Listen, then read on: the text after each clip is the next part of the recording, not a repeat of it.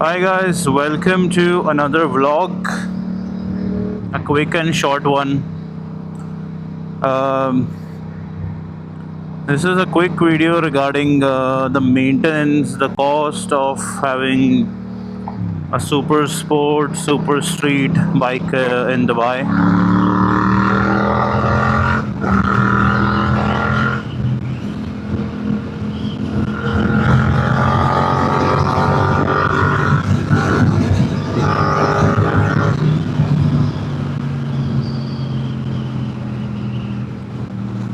Yeah, so basically, I think last week, while coming back from work, I had a small incident. I was having a very chill ride, like I was in the last lane on 611 highway, and apparently there was some debris or something which is pointy hit my tire. Actually, I went on top of it.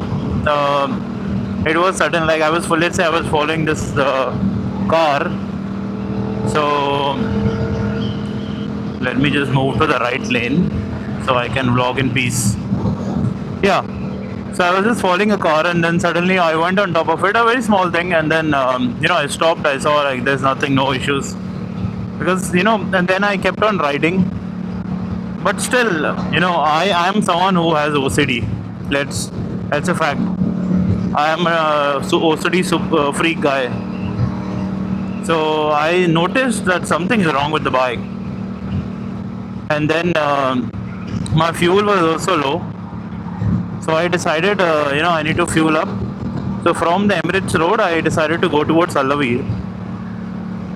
And there's a huge roundabout there, and I was trying to take the turn from that roundabout. And then I realized the bike is getting very heavy. So I knew that, I am sure there's a puncture.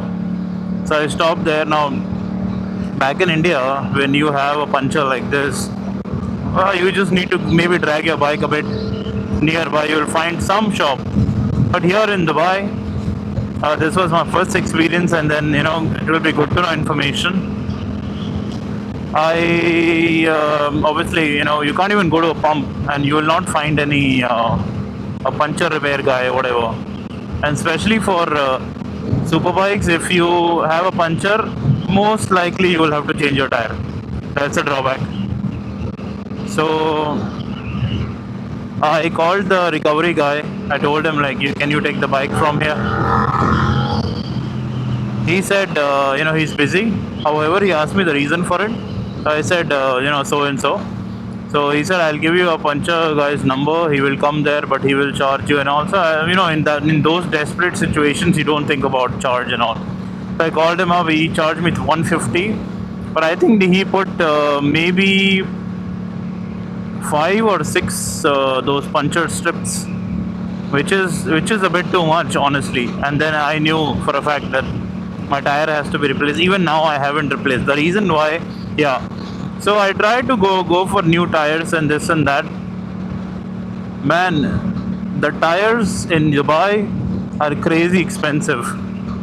It's nearly costing me like not exactly to the cost of my exhaust, but almost there. They are asking me that the back tire is going to cost me like 1,000 dirhams, and the front tire, so it is 120 by 70 in front and 180 by 70 at the back. So they are asking me to pay in total about 2,000 dirhams with fitting everything. That's a lot.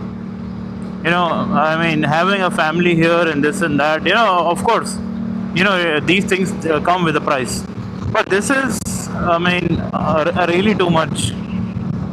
And I was thinking, now my advice to someone who wants to use, who wants to buy these bikes, and if they think they want to use it for daily use, don't do it.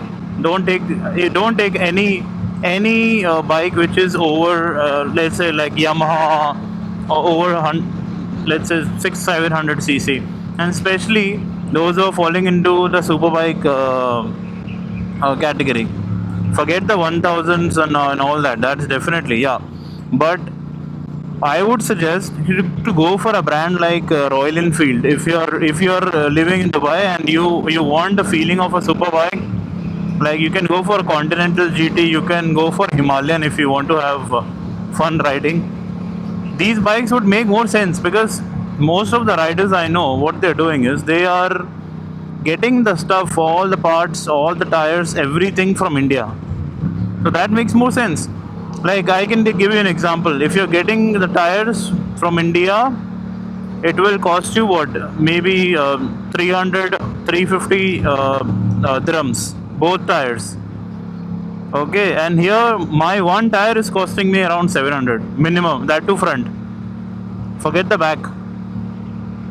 So, yeah, I mean, the Royal Enfield and all would make more sense if you're doing it, if you're having a daily ride. But if you're not using the bike for commute, like I don't use it for commute. I mean, winters, yeah, here and there. But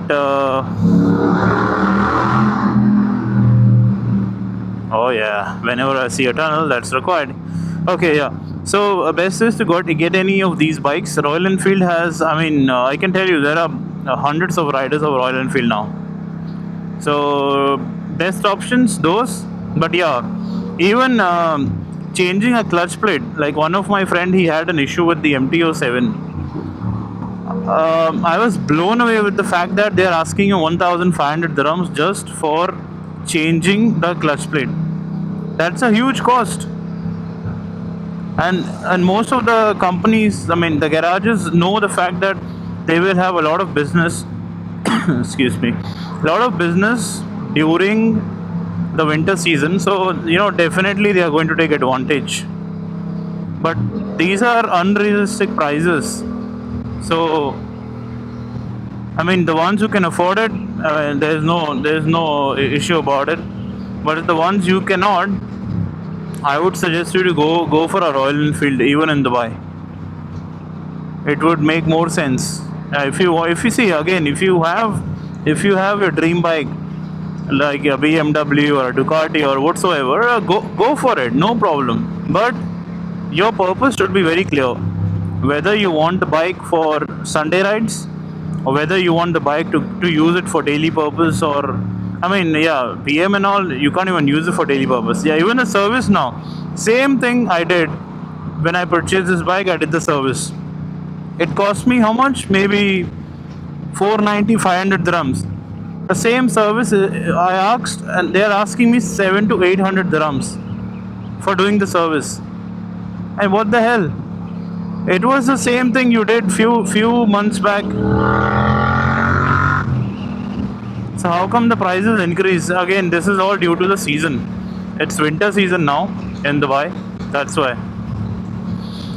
So yes, again, make your decisions wisely. If you are someone who's not earning so much but want a bike for commute, you can go for a Royal Enfield or something as such, which will be more beneficial. There are people who will use Unicorn, Honda Shine, all these bikes also. I mean, a bike is a bike, man. If it takes you from point A to point B, your reason has to be very clear. Why do you need the bike?